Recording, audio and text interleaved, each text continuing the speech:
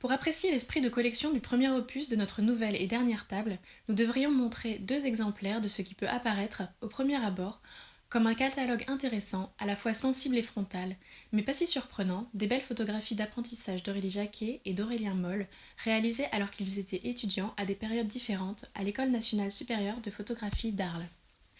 On pourrait alors se rendre compte que Stud, ce défilé estudiantin publié en 2019 par Empire Books, de grandes reproductions couleurs de photographies plasticiennes, presque plus accrochées, comme on peut le dire, d'œuvres dans un espace muséal, que composées, comme on le dit en typographie, est animé par un jeu de façonnage de l'objet livre. François Avgère et Sacha Léopold, soit le binôme syndicat, nous ont habitués à une attention toute particulière au protocole de structuration des projets et à la technique de réalisation, de diffusion, de monstration des objets et des contenus notamment graphiques. On peut se rappeler que le diplôme de Master 1 de François Avgère était consacré au jeu, tandis que celui de Sacha Léopold s'intéressait à l'unique dans la série. Et c'est précisément le jeu d'assemblage des cahiers de 16 pages, affirmé par la nudité d'un dos carré suisse et par l'épaisseur d'une reliure cousue de fil noir, contrastant fortement avec le grand coucher satiné blanc de forte main, qui assume et affirme l'esprit de compilation de l'objet. Chaque exemplaire propose en effet un ordre aléatoire de 10 cahiers sur 11 imprimés et marqués de traditionnelles signatures alphabétiques de reliure. Deux cahiers de colophon en typographie dot d'horodatage d'indexation numérique des pellicules photographiques ont d'ailleurs pu être prévus pour qu'aucun cahier n'en soit dépourvu. Certains exemplaires en comportent donc deux. On aurait peut-être dû dire d'abord qu'un autre jeu compilatoire et combinatoire définissait le projet, cette fois-ci du côté des contenus relayés. Le regard rétrospectif d'Aurélie et Aurélien sur leur production estudiantine s'est en effet opéré symétriquement, chacun effectuant une sélection dans l'archive de l'autre, sans qu'aucune mention ne vienne éclaircir les attributions octoriales ou les éventuels titres ou légendes, soit ce que le texte dit qu'on doit lire, des images dans l'objet final. Le seul paratexte, ancrant le flux d'images presque muet de l'ouvrage, est en effet un long entretien entre Nick Waplington et Alan Ellington, deux figures plus ou moins anglaises de la photographie et de son mode d'exposition éditorial. Il est imprimé hors livre avec une reprise du colophon en guise de quatrième de couverture de diffusion sur un 2 plis autonome de lourd offset bleu à bois. Le dialogue en anglais, mais inscrit en patriotique Garamond, s'y engage sur une possible définition de l'archive et de la collection. Le deuxième cas d'étude est un petit poche modeste format A6 habité de la logique du double, de la symétrie, de la fusion et de l'opposition. Deux couleurs complémentaires, un rouge chaud et un vert froid presque bleu. Deux qualités de papier de médiation opposées, un offset bouffant ivoire de texte, un coucher blanc brillant de reprographie d'images, deux sections de contenu. Des duos, des duels, des bipolarités, des couples, des jumeaux homo ou hétérozygotes pour un petit livre de transivité réflexive à la structure simple et implacable, soit celle de son titre, double page. L'ouvrage propose en effet en 2010, à l'initiative de Christophe Keller, Jérôme Saint-Loup-Berbier et Catherine de Smet, à 45 graphistes internationaux de sélectionner dans deux livres d'art édités dans la dernière décennie d'alors, une double page, on le suppose, édifiante. L'intérieur commence par une longue séquence non foliotée en quadrichromie sur coucher brillant des doubles pages choisies, documentées frontalement et photographiquement avec une qualité variable, sur fond divers plutôt neutre, avec un blanc tournant peut-être d'encadrement de valorisation. Suit une section d'indexation de transitivité et d'information logique essentiellement sur bouffant offset. Après le rappel par les éditeurs du principe général du livre, on y expose le choix éventuellement commenté de chaque participant dûment identifié par son nom en haut à gauche et son lieu de résidence en haut à droite du rectangle d'empagement, en noir contrastant de lecture souligné par un filet de titre. Chaque page est doublement découpée en deux parties fonctionnelles. Horizontalement, elle réserve la partie haute de la page aux vignettes de référencement des iconographies et à leurs notices, et la partie basse aux éventuels commentaires de leurs commissaires. Verticalement, la page se structure en double colonnage. Au plus haut, sur la colonne de gauche, les deux vignettes des doubles choisies et en face, bien justifiées par le haut, leur notice en colonne de droite. L'ensemble des textes est traité en typographie ophtalmologique de lecture en très petits corps de canon latin avec la minuscule 6 de Thomas Huot Marchand. Les argumentaires justifiant les choix des participants sont d'abord présentés en anglais de langue véhiculaire en colonne de gauche, puis traduits en français en colonne de droite. Comme on l'a annoncé, le couple oppositionnel de couleurs complémentaires rouge-bleu, qui peut se regrouper en noir complet de fusion, ici vraisemblablement traduit par un simple passage de noir technique, hiérarchise la transmission des informations. En rouge de rubrique, les données d'importance. La couverture externe, première, dos et quatrième de l'ouvrage. Les filets d'encadrement des vignettes de référencement, qui sont aussi les bords schématiques de l'ouvrage, et leurs deux invariables chiffres 1 et 2 d'appel d'iconographie et de notes. En ouverture, la liste des participants sur le premier abat de surcouverture. En bleu, de sous-noir, les traductions en français des textes principaux, les intérieurs deuxième et troisième de couverture. En noir de contraste de lecture et d'atelier d'imprimerie les textes principaux en anglais, en superposition de différentes nuances de bleu et de rouge tendant parfois vers le noir trichrome, la collection des 45 doubles pages choisies sur toutes les grandes largeurs de la surcouverture de bouffant ivoire.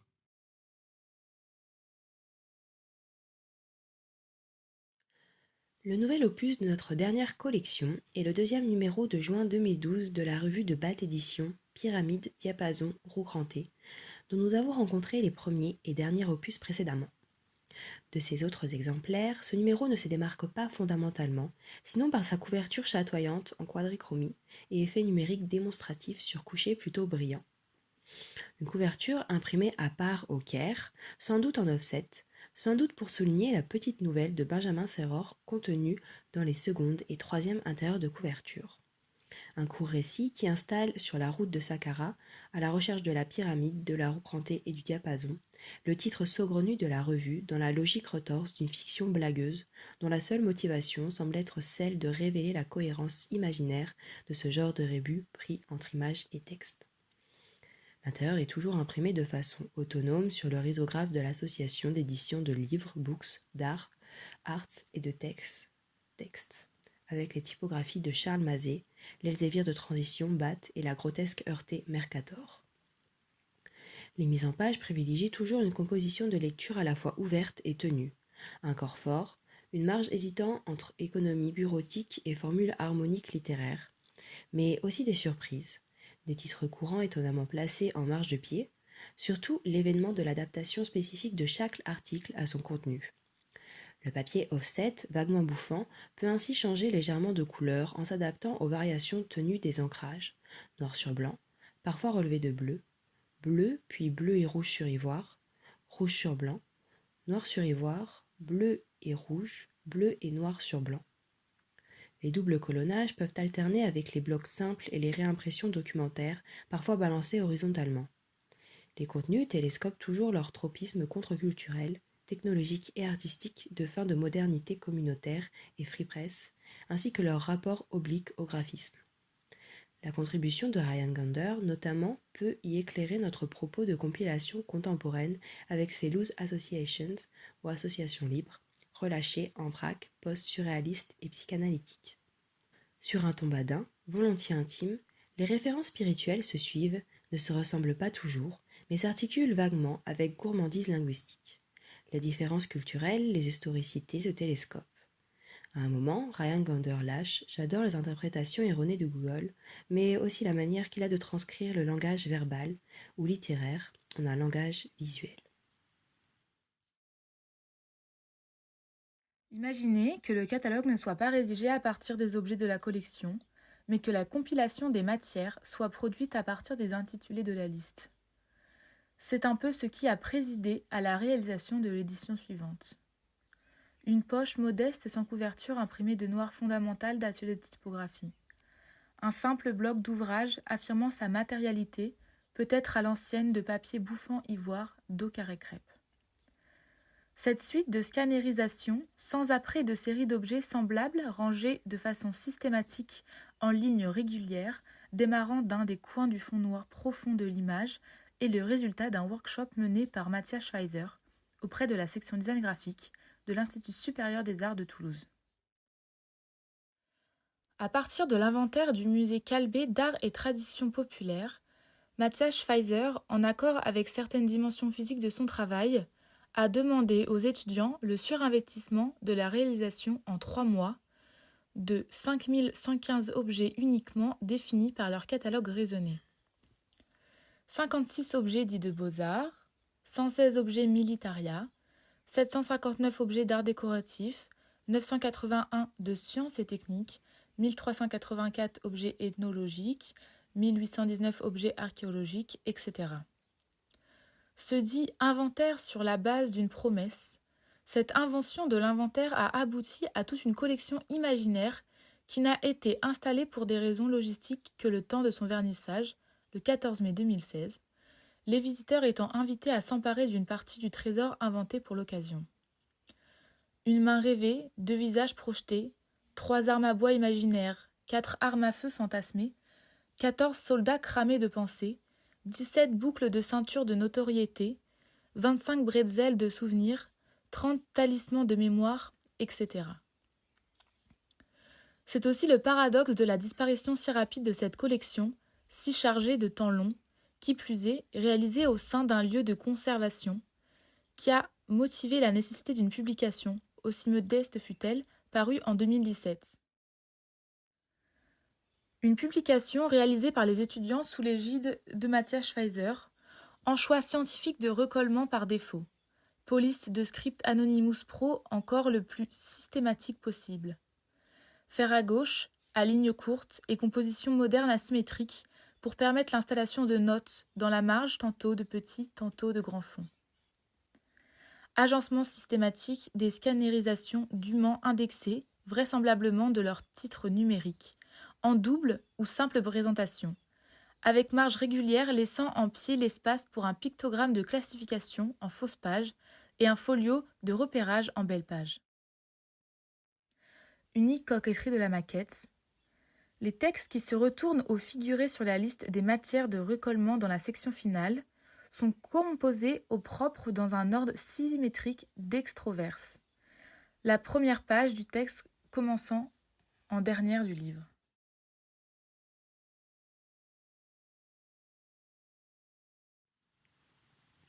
Dès son titre, l'ouvrage qui suit propose aussi de questionner comme un horizon mémoriel la logique absolue du catalogue raisonné, soit la liste la plus exhaustive des travaux d'un auteur arrangée dans un ordre pensé. Pierre Bismuth, Things I Remember I Have Done but Don't Remember Why I Did Them, Towards a Catalogue raisonné, mise en forme par Boy Verweken avec Antoine Begon en 2017, a tout de l'esthétique critique, de l'organisation administrative et légale et de la validation institutionnelle dont parle Benjamin H. Buclot à propos de l'art conceptuel, ici plutôt post ou néo. L'édition se compose d'un gros volume en dos carré à la couverture souple, couchée, satinée, imprimé en monochromie rouge, qui vient appeler le vert du papier offset de son pendant, un livret assez fin, piqué métal, dans un même format proche du A4 normatif. L'ensemble des blocs d'ouvrage sont imprimés en noir d'usage. Le gros livre rouge ne contient essentiellement que des images indexées dans une néo-monospace arrondie mécanique. La fine brochure verte que des textes en caslone remuante de lecture elzévire tardive, excepté en son centre une vue panoramique en quadrichromie brillante de l'exposition rétrospective qui donne l'occasion de cette publication. Les compositions sont régies par un ordre économico-géométrique tout à fait inflexible, quoique réservant une certaine présence matérielle, peut-être inquiétante, des objets documentés et des corps de texte. Marge réduite, 6 images indexées par page en double colonnage vertical et triple section horizontale, longueur de ligne maximale autant que le permettent les logiques de césure grammaticale et le principe de double colonnage fondamental de l'histoire de la typographie. Mais c'est de la possibilité même de l'idéal monographique que traite l'ouvrage. Nous sommes dans la tête d'un artiste qui fait la liste de tout ce dont il est capable de se souvenir. Et parfois, les images ou les raisons, justement, de la production des œuvres fait défaut.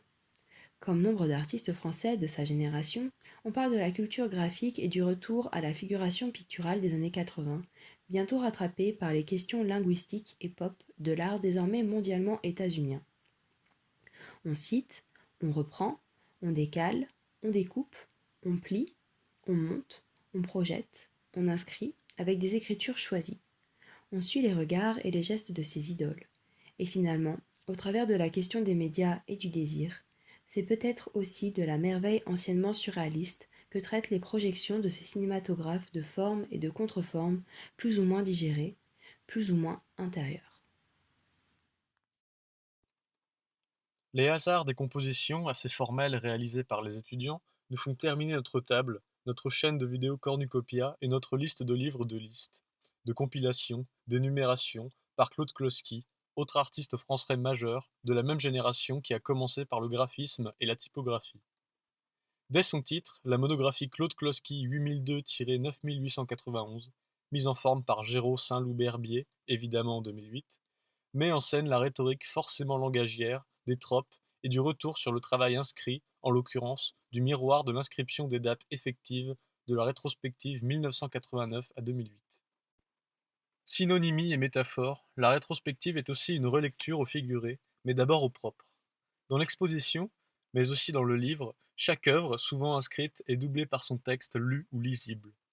Dans le livre, en fausse page et en fleur texte, de lecture numérique, on y reviendra, alors qu'une reproduction photographique couleur pleine page documente l'œuvre, souvent en situation d'installation dans l'exposition réfléchie. Les dispositifs linguistiques, toujours techniques d'énumération, de numération, de médiation souvent intéressés, sont mis en bouche et mis en boucle façon Ouroboros, en effet Larsen à froid.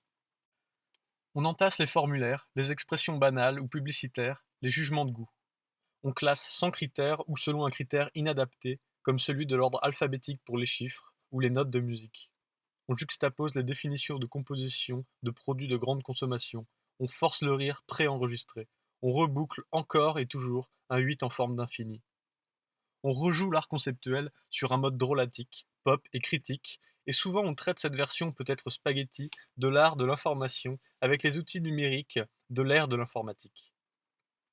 Les blogs, les vidéos YouTube, les vidéos projetées ou installées sur écran. Les entretiens conduits avec des artistes amis reprennent des critiques parues dans des articles de presse auxquels les interlocuteurs ne peuvent répondre binairement que par oui ou par non. La biographie et la bibliographie de l'artiste sont renvoyées à l'hypertextualité de son site. Le vert, le bleu des textes et de la couverture textile du beau livre à reliure dure, peut-être de circonstances monographiques vaguement parodiques, sont les couleurs du flux informationnel, du verre d'eau des réseaux sur lequel on peut surfer. Mais le vert et le bleu sont aussi les couleurs de l'incrustation numérique. La Wefler Text est la typographie Elsevier conçue pour Apple et embarquée depuis son système Panther de 2003. Elle a écrit le logotype Wikipédia jusqu'en 2010.